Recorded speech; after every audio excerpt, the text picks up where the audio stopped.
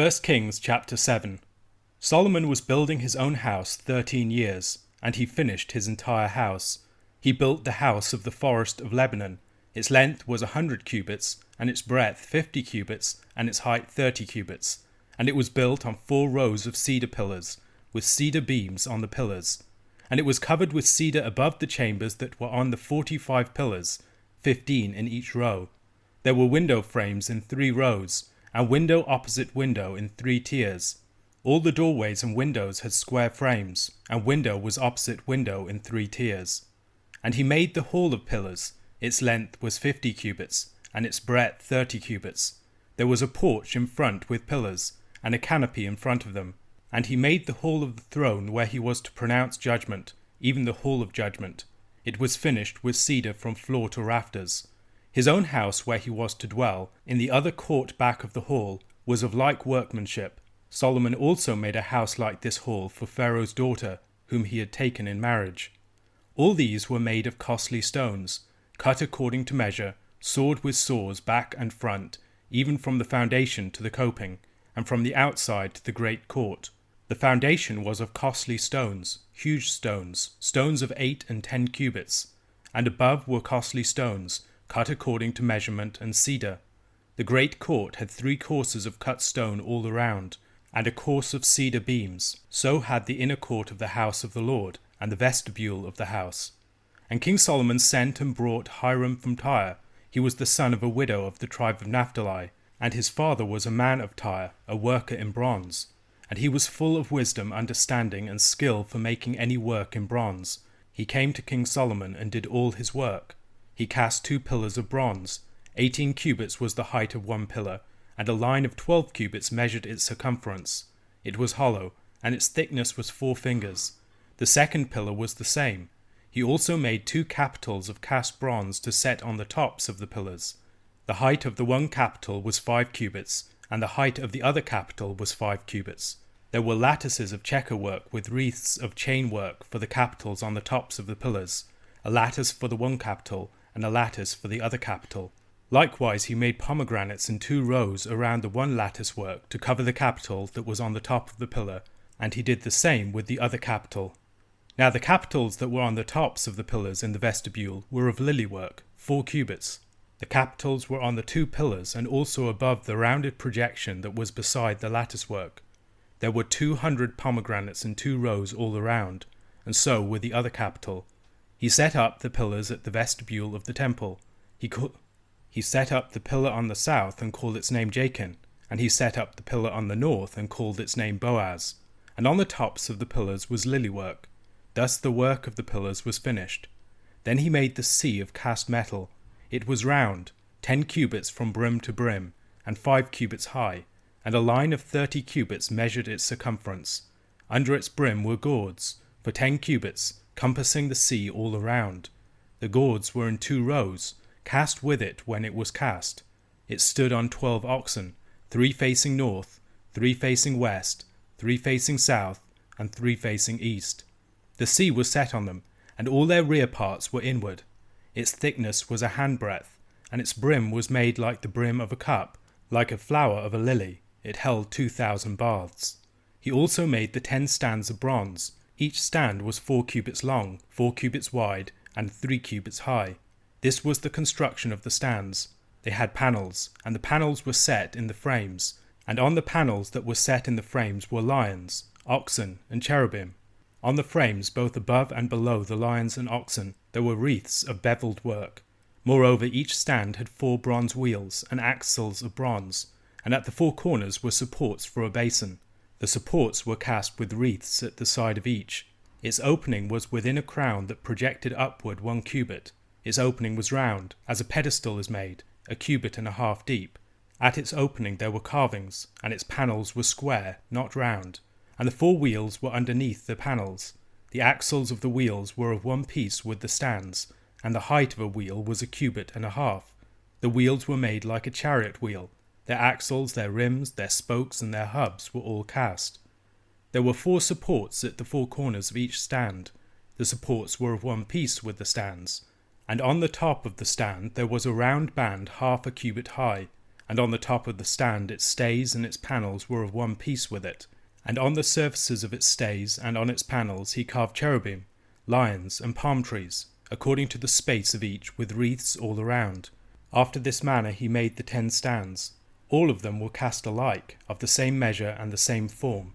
And he made 10 basins of bronze. Each basin held 40 baths. Each basin measured 4 cubits, and there was a basin for each of the 10 stands. And he set the stands 5 on the south side of the house, and 5 on the north side of the house. And he set the sea at the southeast corner of the house. Hiram also made the pots, the shovels, and the basins. So Hiram finished all the work that he did for King Solomon on the house of the Lord, the 2 pillars, the 2 bowls of the capitals that were on the tops of the pillars, and the 2 lattice works to cover the 2 bowls of the capitals that were on the tops of the pillars, and the 400 pomegranates for the 2 lattice works, 2 rows of pomegranates for each lattice work, to cover the 2 bowls of the capitals that were on the pillars, the 10 stands and the 10 basins on the stands, and the 1 sea and the 12 oxen underneath the sea. Now the pots, the shovels, and the basins, all these vessels in the house of the Lord, which Hiram made for King Solomon, were of burnished bronze. In the plain of the Jordan the king cast them, in the clay ground between Succoth and Zarethan. And Solomon left all the vessels unweighed, because there were so many of them, the weight of the bronze was not ascertained. So Solomon made all the vessels that were in the house of the Lord, the golden altar, the golden table for the bread of the presence, the lampstands of pure gold, 5 on the south side and 5 on the north, before the inner sanctuary, the flowers, the lamps, and the tongs of gold, the cups, snuffers, basins, dishes for incense, and firepans of pure gold, and the sockets of gold for the doors of the innermost part of the house, the most holy place, and for the doors of the nave of the temple. Thus all the work that King Solomon did on the house of the Lord was finished, and Solomon brought in the things that David his father had dedicated, the silver, the gold, and the vessels, and stored them in the treasuries of the house of the Lord. After the 7 years of building the temple in chapter 6, Solomon gives 13 years to building his house in chapter 7 of 1 Kings. We noted the proximity of the time of the building of the house of the Lord to a sort of jubilee year after the Exodus, 490 years after they were brought out of Egypt. 1 Kings chapter 6 verse 1 gives us this dating. In the 480th year after the people of Israel came out of the land of Egypt, in the 4th year of Solomon's reign over Israel, in the month of Ziv, which is the 2nd month, he began to build the house of the Lord. The temple was built in the first 7 years. This takes us up to the 487th year after the Exodus, around the time of the 70 weeks of years after the Exodus. Solomon's palace was then created after the Lord's temple was completed. In 1 Kings chapter 9 verse 10 we're told, at the end of 20 years, in which Solomon had built the 2 houses, the house of the Lord and the king's house. If we add the 13 years of the construction of Solomon's own house to the 7 years for the construction of the temple, we reach a total of 500 years after the Exodus. The Jubilee cycle is completed, and now a sort of an Uber Sabbath dawns. What began with the first fruits of the Exodus deliverance will now arrive at its full intended harvest of glory, as with peace on all sides, the Lord takes up residence in his house of rest, with his son the Davidic king reigning under him. The building of Solomon's own palace is an essential part of the construction of the wider new complex of the temple. The point of Solomon's palace is not to compete with the house of the Lord. Rather, it is to express the grace of the Lord in establishing the Davidic king as his son, who rules over his people before him. The king's palace and other associated royal buildings are temple-like, in no small measure because they serve much the same purpose. The temple is the palace of the Lord, the true ruler of Israel. The king's palace is the place from which the Davidic son of the Lord rules under him. It has similar characteristics to the temple, both in its construction and in its purpose. The Hall of Judgment, for instance, corresponds to the inner sanctuary, where the throne of the Lord is. Both the palace and the temple are lined by cedar, yet the palace of Solomon the son is less glorious than that of the Lord his father, as it is not overlain with gold. The construction of the tabernacle had enlisted the skills of Bezalel and Aholiab. The building of the temple involves the skills of the Tyrian Hiram, who might make us think of the king of the same name, who is also assisting in the construction. The Lord had gifted this Gentile for the building of his house. This is one of the many ways in which the Lord's house would be for all of the nations. Throughout Scripture, we see that Gentiles are more advanced than the people of Israel in their mastery of many cultural skills and technologies. Bringing these skills into the service of the Lord is both a glorious movement of God's grace out and a glorious movement of the riches of the Gentiles in. The temple is not just a replication of the tabernacle, but it is a dramatic variation upon the theme that brings the tabernacle's elements to a higher degree of glory and adds in various new components. The temple, like the tabernacle, is a symbolic realm with a multitude of significant associations, not least those that exist with its predecessor. There are 2 pillars of bronze, Jachin and Boaz. They can represent different things, and this is one of the things that we will discover about the temple. As in the tabernacle, there are all sorts of symbolic connotations and associations and connections.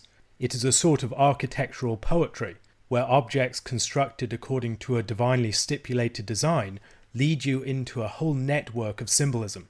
The pillars of bronze, for instance, correspond to the temple itself. Moving up the pillars, you are moving up in holiness and glory. They correspond to the priest and the king. They stand as pillars and guardians of the Lord's house. They correspond to the cherubim guarding the entrance to Eden. They also correspond to the 2 great cherubim guardians that are now added to the inner sanctuary, just as these pillars have been added to the outside. With their arboreal and botanic imagery, they correspond to trees and flowers. Like other parts of the temple, they should remind us of Eden. They correspond to the body and the clothing of the priest, the movement up from the base to the head. They correspond to the legs of the body. The temple itself is the trunk and the head of the body, while the 2 great pillars are symbolically related to the legs, the 2 great pillars of the human body. All of this bronze work is associated with the outer court, whereas the gold work is associated with the interior of the house. In the tabernacle, the bronze laver and the bronze altar were associated, one with the land and one with the sea. The instructions for their construction both related to the 3rd day of creation in the sequence. Now the small bronze laver becomes a great bronze sea, and this is borne aloft on the backs of 12 oxen. The oxen are ordered in a way that corresponds to the camp of Israel, as it is described at the beginning of the book of Numbers. There are 3 facing in each direction of the compass. Out from the bronze sea come water chariots, as it were. The water chariots serve the practical purpose of giving water for washing the sacrifices. However, they are also symbolically like waters coming down from God. Healing waters would one day descend from the Lord's temple and give life to the world. The lions and the oxen upon them are the kingly and priestly guardians of the people. The oxen relate to the priest. If you were to sacrifice for the high priest, you had to sacrifice a bull. The lion, on the other hand, might make us think of the lion of the tribe of Judah. The tribe that's associated with kingship is associated with the lion. These chariots also represent a sort of ladder of water that someone would ascend to enter into God's presence. Like Jacob's ladder, where the angels were ascending and descending, the cherubim chariots of water are ascending and descending with the rain of God's blessing, with the elevated bronze sea being like the waters above the firmament. We should also observe the way that this pattern is replicated inside the sanctuary, with a golden table and lampstand, but 10 further tables and lampstands on each side. All of this is a sort of ladder by which people can ascend to God's heavenly throne, ascending in glory at each stage. While Hiram makes the bronze items of the courtyard, the construction of the gold items inside the temple is related to Solomon himself. The ceremonies of the temple, then, are carried out in this deeply symbolic realm that connects many different levels of reality. The temple is like a new Eden. The temple is like the heavens and the earth. The temple is also like the human body, or we might also see the temple as corresponding in some ways to Israel. It is a sort of architectural symbol of the nation and the people themselves, a symbol in which God dwells in representation of his dwelling among his people more generally. As people performed ceremonies within the temple, it was a symbolic manifestation of the broader realities that were implicated in their acts. In faithfully performing the symbols, Israel was to be directed to the realities that were engaged with truly within the context of these symbols. For instance, we might observe the similarities with the body. The inner sanctuary is like the heart and the mind, where the Lord must be enthroned and his law treasured and hidden. The outer sanctuary has light and food, as the law of the Lord illumines our understanding and feeds us. The 5 tables and lampstands on each side might recall the sides of the body and the 5 fingers on each hand. Perhaps they also represent the 2 tables of the law that is a treasure hidden in the heart, the law that gives light, the law that gives food, and then the law that flows out like water into the world. The pillars are like the legs of the body, and the bronze sea is like the organs of generation, from which life can flow out from the body. We can already see some of this flowing out in the way that the outer sanctuary now has 1 great table and 10 smaller tables coming out from it, and 1 great lampstand and 10 smaller ones. Outside there is 1 great bronze sea that replaces the bronze laver, and now there are 10 water chariots coming out from that. A question to consider. Reading 2 Chronicles chapter 3 to 4, what further details of the temple construction and furnishings stand out to you? Hebrews chapter 7. For this Melchizedek, king of Salem, priest of the Most High God, met Abraham returning from the slaughter of the kings and blessed him. And to him Abraham apportioned 1/10 part of everything.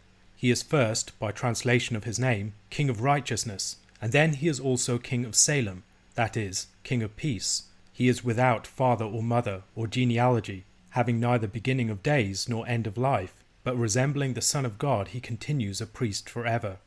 See how great this man was to whom Abraham the patriarch gave 1/10 of the spoils.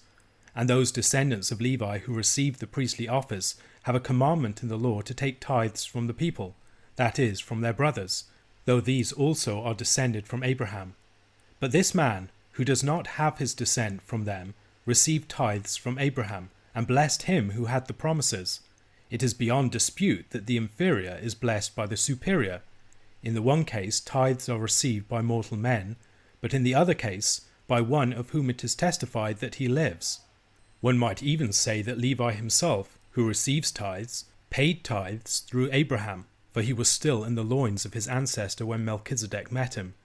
Now if perfection had been attainable through the Levitical priesthood, for under it the people received the law, what further need would there have been for another priest to arise after the order of Melchizedek, rather than one named after the order of Aaron? For when there is a change in the priesthood, there is necessarily a change in the law as well. For the one of whom these things are spoken belonged to another tribe, from which no one has ever served at the altar. For it is evident that our Lord was descended from Judah, and in connection with that tribe Moses said nothing about priests.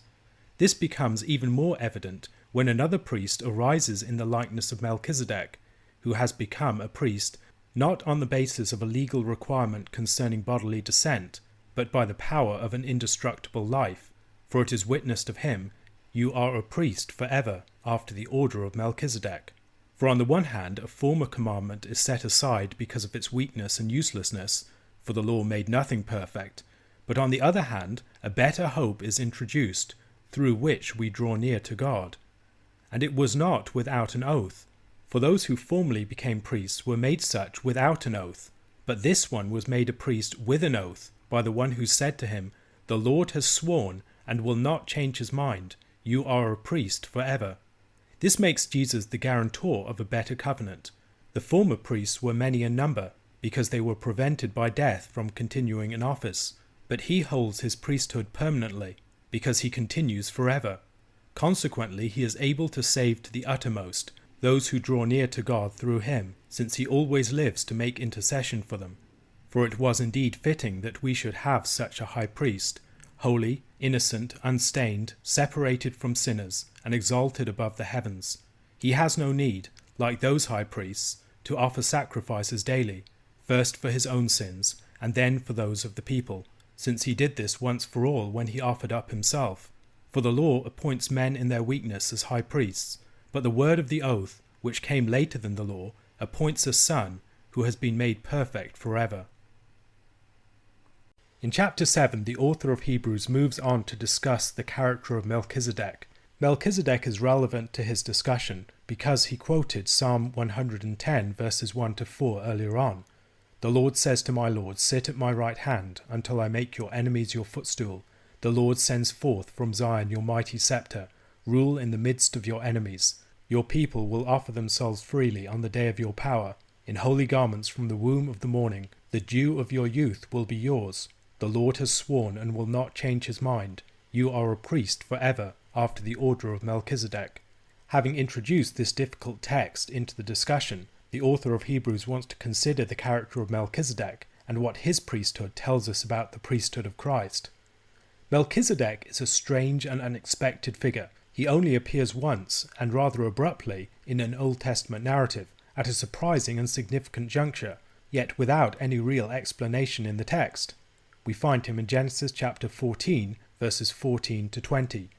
When Abraham heard that his kinsman had been taken captive, he led forth his trained men, born in his house, 318 of them, and went in pursuit as far as Dan. And he divided his forces against them by night, he and his servants, and defeated them and pursued them to Hobah, north of Damascus. Then he brought back all the women and the people.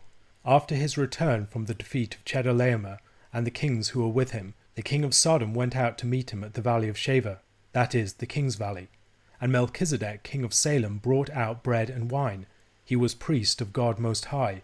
And he blessed him and said, Blessed be Abraham by God Most High, possessor of heaven and earth, and blessed be God Most High, who has delivered your enemies into your hand. And Abraham gave him a tenth of everything.